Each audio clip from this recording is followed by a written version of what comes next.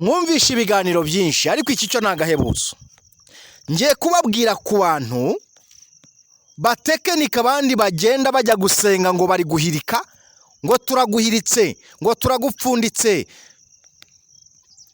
Tuvuge ku bantu bazirika abandi bagasenga basengera abantu ngo bakunde ngo ntibagere kuri ibi ngo ntibabone ibi nibi, kandi ngo nabahanuzi ngo nabakozi b'Imana ngo nabavuga butumwa ngo nabantu bakorana n'Imana. Ukumva ngo umuntu ngo agiye gusenga ariko agasenga kubita, abandi bagasenga bikoreye amabuye bagahirika, abandi bagasenga bafata ibibando bagakubita ngo ndamukubise ngo umurozi ndamukubise ngo umudayimoni ngo umugorozi wanzengereje ngo ndamuhiritse mu mazi, agafata urubuye akarutererana umusozi yagira hari agahirika. Ariko ndaje mbabwire ubuyoba abantu barimo, ubu buyoba abantu barimo ukeneye gukiza umutima wagukize. Wowe niba rero babigukora cyangwa bikaba byarakubabaje ku bantu benshi bagiye bambwira ngo aba bantu basenga bahirika amabuye bagasenga bakubita ngo tukubise abarozi dukubise abantu batugiriye nabi ngo dukubise abantu baba basenze by'ukuri cyangwa ntabwo ari ukuri. Tega amatwi rero ngo usobanurire ukuri kwa nyako uko ariko. Tugiye kuvuga ku bahirika amabuye ngo bahiritse bagenzi babo, tugiye kuvuga ku bakubita ngo bakubise bagenzi babo. Mana yanjye mu ntega amatwi mwumva iki kiganiro neza, ni kigufa ariko ndagikora neza nitonze, ngisobanure nitonze nawe unyumva maze tukiganireho. Tugiye kwibaza ndetse mbabazemo n'ibibazo.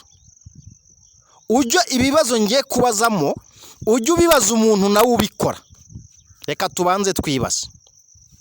Ubundi umuntu niba ajya hariya yarangiza akavuga ngo yikoreye ibuye ariteranya umusozi arigeze ku gasongero k'umusozi, yarangiza ngo arahiritse ngo ahiritse umwanzi we, ngo ahiritse umugome, ngo ahiritse umuntu ngo yamwimye ibyo kurya, ngo ahiritse umuntu ngo yaramututse, ngo ahiritse umuntu ngo yanze kumugirira neza, ngo kandi afite ubutunzi. Ariko se reka nkubaze tubanze tunibaza, Imana ishobora gutuma umuntu ikamubwira ngo genda ujye guhirika mugenzi wawe, iyo Mana yigeze ibaho? Iyo Mana nyamana yatinyuka kuba yagenda ikakubwira ngo genda ufate uyu muntu umuhirike wikorera ibuye umugeranye n'iryo bujye kurihirika? Aho twibazaga. Noneho reka nkubaze rero, ese niba ufashe ibuye ukagenda ugahirika ukavuga ngo ndamuhiritse ngo napfe, ugahirika ngo ndamuhiritse mu manga ngo ndamwishe, reka mbabazi, aramutse ari we muntu Imana yanyurijeho ubutabazi kuri wowe, akaba ari we ufite igisubizo cyawe, akaba ari we ufite urufunguzo rwawe, ukaba umuhiritse, icyo gisubizo uzagikura? Kubikora mu buyobe ukumva ko uri kubikora neza kandi Imana itagutumye. Ubundi ujya guhirika gute Imana itagutumye mu gihe uzaba ubikoze kandi ari we muntu Imana yateguye ko kugira ngo uzagere kuri ibi nibi ari uzahakugeze? Kuko abantu turishuka, ntago tumenya yuko umuntu Imana ntizongera kurema ibindi bintu, ahubwo igisubizo cy'umuntu izajya icyunyuriza kuri mugenzi wawe. Uzatabarwa ibinyujije kuri mugenzi wawe, uzabona ibi binyujije kuri mugenzi wawe, uzabona umuterankunga ibinyujije ku muntu, uzabona amasezerano n'imigisha ibinyujije ku muntu, kuko nta kindi izongera kurema. Byararangiye. Ni nk'uko ibintu nabyo byororoka, ishyiraho irategeka ukuntu bizajya bigenda. None uwo muntu nuba umuhiritse ukabuhiritse igisubizo cyawe, uzongera kugikura he? Kandi uzaba uri gusenga Imana ngo Mana ngirira gutya. Icyo ni kimwe. Ikindi rero mugomba kwibaza munacyumve neza, none niba umuhiritse koko, kubera iki uhindukira ukongera ukaza gusenga Imana ukabiba ngo Mana ngo nkize uyu muntu cyangwa ngo ngirira gutya ngo ndengera unkize umuntu uko amereye nabi, kandi wabyikoreye? None se ko wamuhiritse uracyari gusenga Imana uyibaza iki? Uracyari kuyibaza iki? Abantu dufite ubuyobe. Ubu ni ubuyobe abantu bakora, kuko uyu muntu hari igihe uzabikora usibye ko Imana itapfa kukumvira. Iramutse ikumviye ugasanga niwe ufite igisubizo cyawe n'urufunguzo rwawe, uzagikura he, uzakibona he? Wowe ubikora rero, reka ubuyobe ufite. Niba wowe unyumva utabikora, ugenda umbwirira umuntu wabibonanye cyangwa ubikora, umubwira atari kujya usenga mu buyobe. Umva ibi bibazo nuko kwibaza ubisubize. Aho hantu rero musigeho, ubwo ni ubuyobe bubi. Reka twimuke tujye ku kindi, tuvuge ku bantu basenga bakubita, agafata ikibando. Hari igihe muzajya mugenda mubona video y'ababikora, agafata ikibando akajya kubita, ngo ndagukubise, wanyimye ibi n'ibi, ndagukubise, wa murozi we, wa mwanzi we, ndagukubise ibi n'ibi. Ese reka nkubaze, niba uvangura mukubise, kubera iki uhindukira ukajya gusenga Imana ngo igukize uwo murozi kandi wamwikubitiye? Ubu uri gusenga ubwira Imana iki kandi wabyikoreye? Niba yarakuzengereje ukaba umwikubitiye, wongera gusenga uyibaza iki? Uyibwira ngo igufashe ibyo ngibyo kandi wabyikoreye gute? Ntuzongere rero, ubwo ni ubuyobe nabwo. Icyakora keretse Imana yo ibikwibwiriye.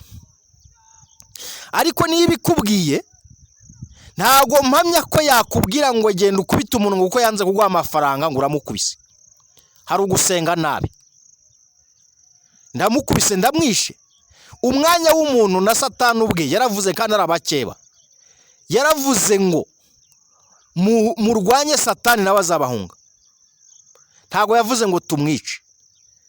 Ari Satani ubwe, n'urugero mbahaye. Kuko uramutse imuguhaye, Imana iramutse imuguhaye, intumbi ye ntiwabona aho uyishingura. None umuntu we uramuhimbira ngo bigenje gutyo. Intumbi ya Satani wabona aho uyishingura, Imana ikwemere ko kwa kunuva ngo ndamwishe Satani cyangwa ngo wamurozi. Niba Satani utabasha kubona aho ushingura intumbi ye, nukubera iki wajya gufata umwanya? Iki kibazo mukinsubize. Niba utabona, ni Imana iramutse ikumviye, ikaramuka ikumviye kubyo uvuga, kubera gusenga nabi, ugasenga uvuga ngo Satani napfe, Imana ikumviye, intumbi ye wabona ahantu ishingura?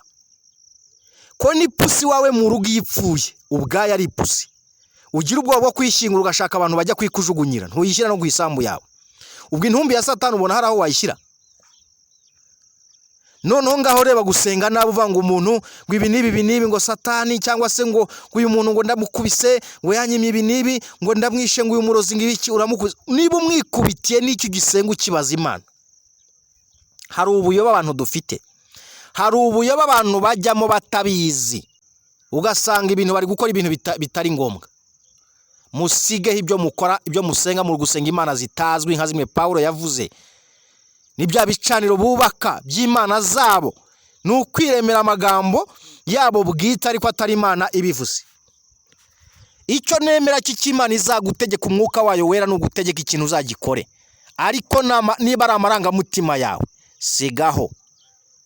Ahubwo wagakwiriye gusengera abanzi bawe ngo barame barebe kugira neza kwawe, Imana inyuje mu maso yawe. Icyakora kereka mbabwira abantu ushobora gusengera, munyumve nanjye mpagaze ku maguru abiri mbivuge. Umurozi uramutse uzi neza ko azarimbuka, cyangwa uwari wese uretse n'umurozi ukaba uzi ko umuntu azarimbuka, wirinda gusenga nabi ukabwira Imana ngo Mana uyu muntu n'ubundi nta mumaro afite, n'ubundi ni wo kutwangiriza ubusa gusa, n'ubundi nta bugingo afite. Iyo uzi ko ari umwana wo kurimbuka, ukaba ufite amakuru yizewe ko ari umwana wo kurimbuka, uwo nguwo rwose ntago nakuveba. Ariko hari abantu basengera abandi, kandi abo bantu ashobora kuba ari gukora ibibi nonaha, ariko ejo azakizwa. Kuko natwe n'ijambo riranditse ngo natwe twari nkabo. Ushobora kumubwira gutyo cyangwa kubisenga gutyo, wowe uri mubi kumurenza. Kandi cya gihe wa muntu niba ari gukora ibibi nonaha, ejo ashobora gukizwa akavamo umuntu muzima. Niba udafite amakuru neza, ujya gusenga mu magambo utabyizeye neza gute? Mwaretse ubuyobe mugasenga neza. Musigeho. Ugasanga abandi nabo bafashe amabuye bagacukura kobo cyangwa se ibyatsi bakagashingura, ngo dushinguye n'uyu, ngo turamutabye tugeze gutya. Ariko sereka mbabwira bavandi, niba uri umuntu uko gusenga Imana by'ukuri, kuba ugaragaye nk'umuntu uri guterekera cyangwa se uri gukora amafuti, ubwo ari wowe nawe ukijijwe n'indi, uri gukora ibintu bizima n'indi, waraharatuje ntari kugusengera cyangwa se ntari gucukura ibyo ngibyo, nubwo yagambira gukora ibibi ashobora kuba ari kubitekereza, ariko Imana yagucira umwobo, Imana ikagucira kanzu. Tujye tureba tumenye ibintu dukora ibyo ari byo. Uyu muntu ashobora kuba ari gukora ibibi none ariko ejo azakizwa. Imana ikaba ishatse kugira ngo ibanze igaragaze imbaraga zayo nk'uko yabivuze kuri Farawo, ntamubwira ngo kwari kugira nerekanire ukuboko kwanjye gukomera kwanjye kuri we, n'ibindi byinshi n'abandi benshi yarabisobanuye, simbirondora. Two gusenga nabi, ahubwo mbere yuko ujya gukora ibyo, jya ubanza usenga Imana, usobanuza Imana uwo muntu uburyo babanye nayo, niba ari umwana wo kurimbuka cyangwa niba ari umwana w'ubugingo, kuko ashobora kuba ari gukora ibibi none ariko ejo azakizwa. Kuko nawe ushobora kuba ari gukora ibyiza none ariko ejo uzakora ibibi, mukabusanya. Witonde kuko utazi icyo azaba cyo n'ikimara izamugire ejo hazaza, keretse Imana yaguhishuriye amakuru ye, aho niho wabikora, ariko nabwo bigaterwa n'ibyo ukora ibyo ari byo. Simbigushishikaje, ahubwo ndi kukubwira ngo reka ubuyobe waba ukora, cyangwa niba ari n'umuntu uzi ubikora umubwira ati sigaho, cyangwa mu iki kiganiro cyumve. Reka mbanze sobanure ku bantu bambajije ngo none si yagiye gupfundika akazirika, aha ibi bintu bishobora kugufata cyangwa kubise cyangwa gahirika, kuko hari n'abagenda bakajya gupfundika, bagapfundika amapfundo ngo ndamupfunditse ngo nibe akamera nk'umuntu uri guterekera cyangwa uri kuraguza. Abo bariho cyane, baruzuye, ni abateka mutwe, ni abakozi ba Satani basenga nabi. Ubundi ni gute ujya gupfundika umuntu Imana itamupfunditse? Ni gute ujya gucira umuntu icyobo Imana itabikoze? Wowe ahubwo Imana igufata nk'umwicanyi mbere y'uko ubikora. Reka ngire inama rero abo bantu mbasubize ikibazo bambajije. Rero aho ngaho mugomba kumenya ko harimo uburyo bubiri. Hari uburyo ashobora kubikora Imana ikamwemerera bikaba koko, icyo kwature kikaba cyaba, ariko irahindukira nayo ikamuhana, kuko akebo wageremo mugenzi wawe nawe niko uzagererwamo, ndetse ugacugushirizwa nk'uko n'ijambo ribivuga. Hari igihe ibyemera bikabaho gutya, ariko iyo imuhana mbere y'uko we bikugeraho, kandi hari n'igihe byo binamurimbura. Icyo mucyumve neza, urwo ni uruhare rumwe. Uruhare rwa kabiri, hari uburyo abikora Imana yitabyemeye ntibisohora, ikabitesha agaciro ntibisohore. Niyo mpamvu rero n'Imana iziga kuvuga ngo mwana wanjye dore bagenje gutya, bakugize gutya, bagize gutya, baragutekenitse. Iyo uhuye n'umuhanuzi muzima cyangwa se umwuka w'Imana ukagusanga mu nzozi mwiyere kwishurirwa, icyo gihe biri kukumenyesha ibyo bakoze, ariko ibyinshi Imana ibitesha agaciro, kuko kubaho kw'inkoko si muheza agaca. Ibiturwanya ni byinshi, biduhiga ni byinshi, ariko Imana ibyo dukiza niyo byinshi, tutarebesheje amaso y'umubiri, tutabibonye, ahubwo ikabidukiza tutarabigeraho, tutaranabibona. Nibyo byinshi cyane. Rero ntukagire ubwoba bw'abatekinisiye, ahubwo uzatinya Imana unanayubahe, windishwe umushyitsi n'ijambo ryayo. Ibyo ngibyo ntuzabiha agaciro kurenza agaciro Imana wizeye, kuko nubiha agaciro uzaba ugaragaje ko Imana iri hasi y'ibyo ngibyo, ahubwo ibyo ngibyo akaba ari byo uhaye agaciro ushyize hejuru.